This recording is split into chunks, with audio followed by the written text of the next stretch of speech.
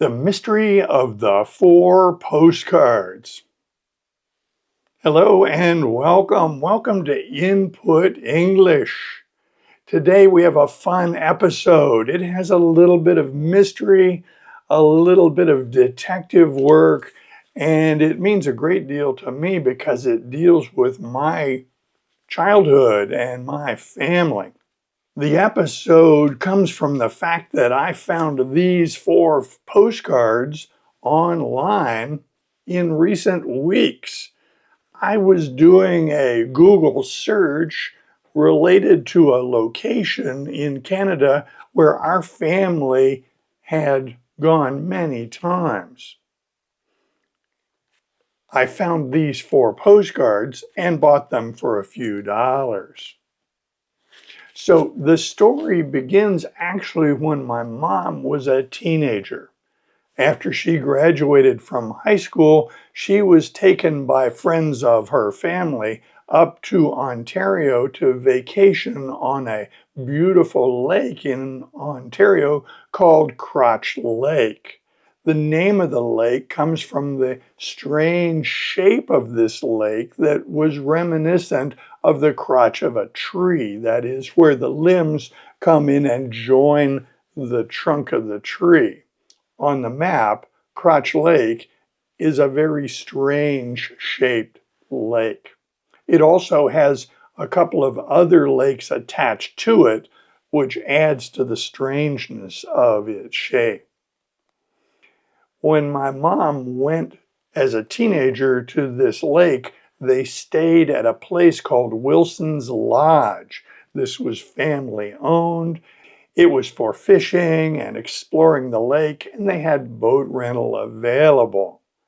She loved this location, so when she and my dad got together after World War II and got married, she specified that she wanted to go on her honeymoon to this place, Wilson's Lodge on Crotch Lake. They did just that. After they got married, they drove to Ontario, stopping in Niagara Falls, and then they arrived at Wilson's Lodge. They stayed in one of the cabins, and they also stayed on one of the islands out in the lake. At the time, that island was not named. After they stayed on that island during their honeymoon, the local people in Clarendon Station named that island Honeymoon Island. That name is official and recognized by the Canadian government. It shows up labeled Honeymoon Island on Google Maps. Little background on my parents. After graduating high school, my mom worked at a photographic studio in Wheeling and learned the craft of fine photography. During World War II, my father was trained and then worked as a photographer for the U.S. Army Air Corps. So when my parents went to Ontario on their honeymoon, it was two photographers going on their honeymoon. Many years later, my parents chose to bring the four kids to Wilson's Lodge, and we explored the lake. They showed us places that they had been, and they made photographs similar to photographs they had made many years earlier. Now, Wilson's Lodge has changed hands. The family has passed on, and now that lodge survives as Tumble Home Lodge. In about 2010, I was attending a professional conference at the University of Western Ontario in London, Ontario. I was there with a friend and colleague. The conference ended mid-afternoon on Friday. One would expect that with the end of the conference, we would have either flown home that evening or perhaps the next morning on Saturday. But I had a different idea. We jumped in the rental car as soon as the conference finished on Friday and drove about 5 hours across Ontario to Clarendon Station and found rooms at Tumblehome Lodge. We rented a boat and explored the lake. At the time we checked in to the lodge, at the desk, there was a photograph above the head of the fellow who was helping us. It was a striking old black and white photograph, 8 by 10 inches in dimension, in a simple frame.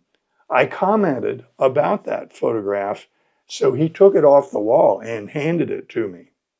I examined it very closely, and it looked very familiar. I flipped it over, and in a handwritten message, it said, "Photograph made by," and it was my mom's name. So that's the first clue about these postcards. Because this postcard here shows a boat heading into the lodge, and it is very similar to the photograph that I saw hanging on the wall at Tumblehome. The difference is the one on the wall, this boat is centered in the picture, making perfect symmetry with the wake trailing off toward the corners of the picture. That would have been a composition that she favored. This composition, of course, showcases the lodge, which would be appropriate if that was your purpose. I think these two photographs were made basically at the same time, on the same camera, by the same photographer. They're so similar. When we were children and visited Wilson's Lodge, we rented 2 boats so that we could all go out on the lake, and we explored the lake, including Honeymoon Island, of course. We also explored the 2 adjacent lakes that you could travel to through a narrow opening that connected the lakes. We went into Fawn Lake, fawn meaning the name of a young deer, an offspring of a deer is a fawn. So Fawn Lake was one of our destinations, and the stated purpose of going in there was to make a photograph with a mirror reflection on the lake, because it's what my dad had done years earlier.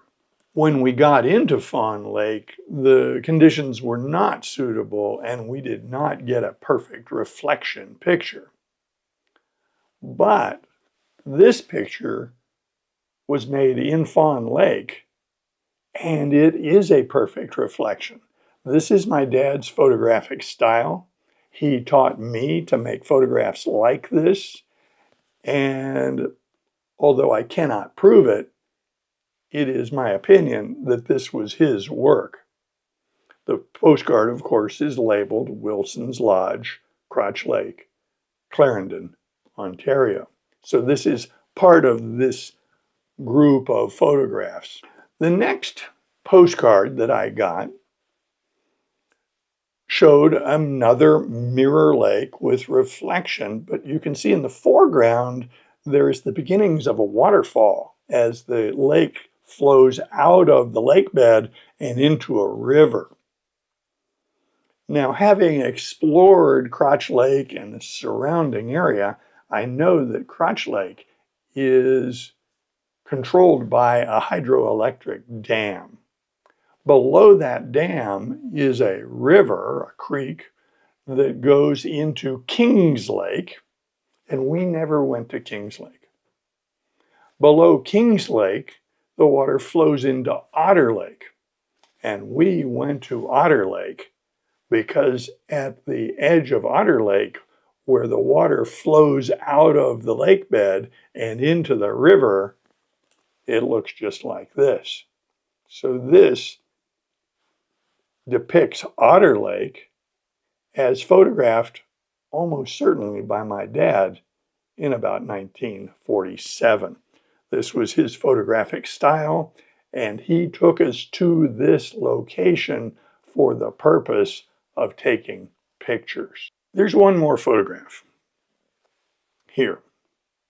This picture shows a bluff overlooking the lake, and in the foreground there is an island. The island has a very specific shape with two lobes connected by a narrow section. That island is Honeymoon Island. I have been there many times. There is no question about it. And in fact, I have been on this bluff because when we were there as kids, my parents brought us up onto that bluff for two reasons. One, to take photographs like this one, and the second reason was to pick wild blueberries. This bluff was covered with wild blueberries. Then we get to the question of who is the young woman sitting on the bluff gazing down at Honeymoon Island? And I tell you for sure, that is my mother. So that's how I analyzed these 4 photographic postcards from the past.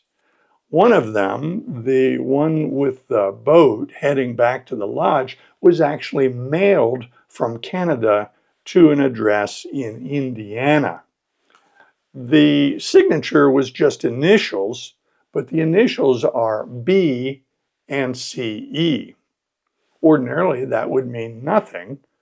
A postcard from a stranger bought off the internet, there could be no significance of those initials, except for by happenstance, because I know for certain that B is Blanche and CE is Cecil, because we knew them. This postcard was mailed in 1954. My parents were on very good terms with the Wilson family, and it is certain to me that when they made all these photographs, they presented them to the Wilsons, and then subsequently these postcards were made from photographs that they were given by my parents. Evidence to support that we've already discussed, and that is the framed picture of the boat that looks very similar to this picture, and my mom's name is on the back. Now, I know we can't go back into the past, nor do I want to. This was then, and I really mostly look forward rather than backward.